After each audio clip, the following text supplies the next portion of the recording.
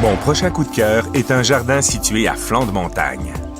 Inspiré des nombreux voyages des propriétaires à travers le monde, il fut d'abord un jardin personnel pour finalement ouvrir ses portes au grand public afin de partager cette richesse naturelle unique.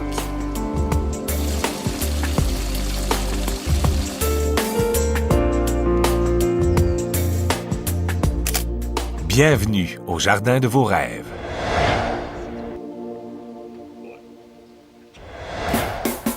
À mi-chemin entre Thetford Mines et Victoriaville, le village de Saint-Ferdinand est reconnu pour ses grands pâturages et son industrie laitière, principale source de revenus de la région. Il y a plus d'une trentaine d'années, deux amoureux de la nature, deux horticulteurs en herbe, décident d'y acheter une vieille ferme afin de fuir la ville dont le rythme de vie stressant, le béton armé et la circulation intense ne leur convenaient plus.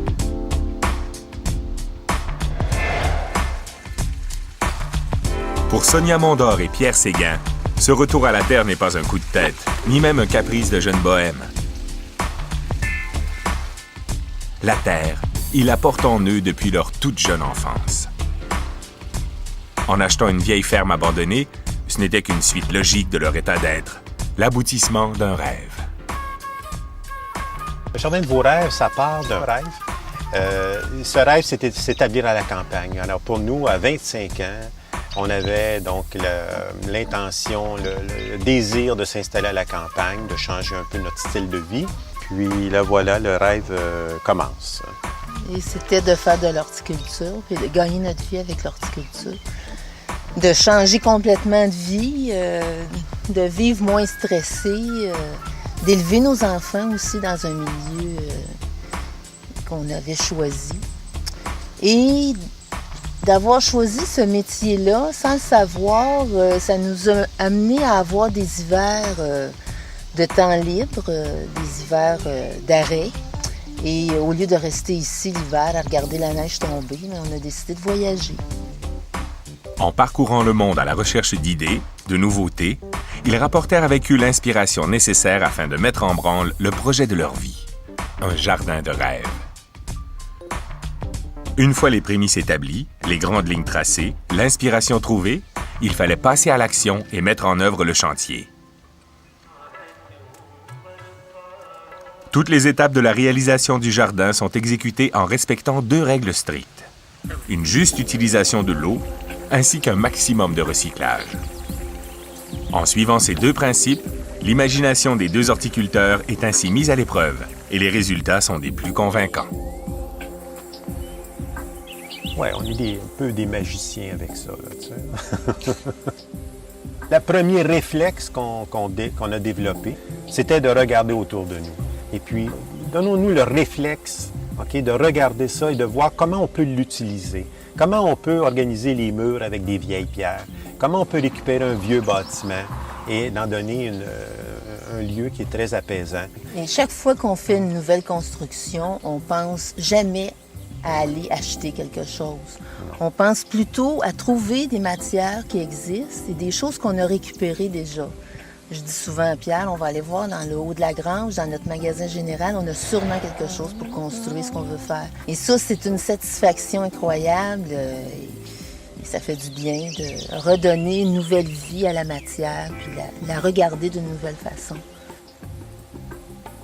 Juste un exemple, les petits coffres d'outils, ma petite collection de coffres d'outils. Écoute, pour moi, les coffres d'outils, j'étais attaché à ça. Ça a une vie, hein? Ça s'est fait porter tous les jours pendant des années de temps. Sonia a décidé de faire des boîtes à fleurs avec. Les gens regardent ça et disent « Ben, Colin, tu sais, encore une autre affaire, tu sais. » Ou les clôtures en avant, les grilles en avant qui sont, je pense, assez extraordinaires. Bien, c'est le premier geste qu'on a fait en ouvrant le jardin, c'est d'installer ces grilles-là avec du matériel qu'on avait trouvé lors des démolitions, lors des creusages, toutes ces années-là. Et puis là, ben, on les a étalés, puis on a dit, tiens, ça ferait des grilles. Et puis là, les gens sont là, puis ils regardent ça, puis ils se grattent la tête, puis ça les interpelle. Pourquoi ça les interpelle? Parce qu'ils les revoient d'une autre façon, tu vois. Ils avaient oublié, c'était délaissé. Puis là, tout d'un coup, ils les revoient dans un autre contexte, et puis là, ça reprend de la valeur. Tu sais. On dit souvent, tout est dans le regard qu'on pose sur les objets. Puis bien souvent, on les a pas vus, mais remis en valeur dans une autre situation, dans un autre contexte, ça donne une autre vie.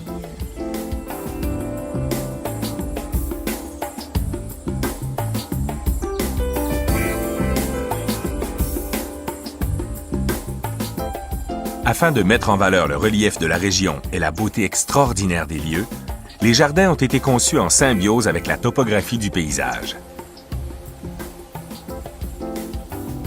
Les éléments qui entourent le jardin font partie intégrante de l'aménagement. On a un paysage extraordinaire et on a essayé de créer des ouvertures sur ces paysages-là. Comme les Japonais disent, on a fait du paysage emprunté. Alors, on s'est approprié le paysage qui est autour de nous pour faire des fenêtres et pour dire, regardez, on s'installe ici, puis regardez ce qu'on a devant nous. C'est extraordinaire aussi. Le jardin est beau, mais regardez ce qu'il y a autour. En visitant le jardin, vous constaterez que le sens de l'humour est aussi présent. La forêt des gnomes en est un bel exemple. En ville, les gnomes, que l'on surnomme aussi nains de jardin, sont souvent seuls et confinés dans un espace restreint. Une association existe d'ailleurs dans plusieurs villes du monde, le FLN, le Front de libération des nains de jardin. Toujours sous le signe de l'humour, évidemment.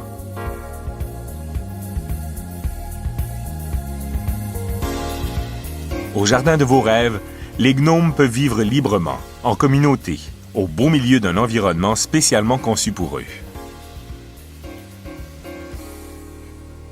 Je pense que c'est un lieu de vie qu'on crée aussi. C'est ça, c'est pas juste un jardin, hein, c'est un lieu de ressourcement, de contemplation, c'est admirer la beauté dans un monde dans lequel on n'est pas toujours d'accord, mais ici c'est comme un refuge.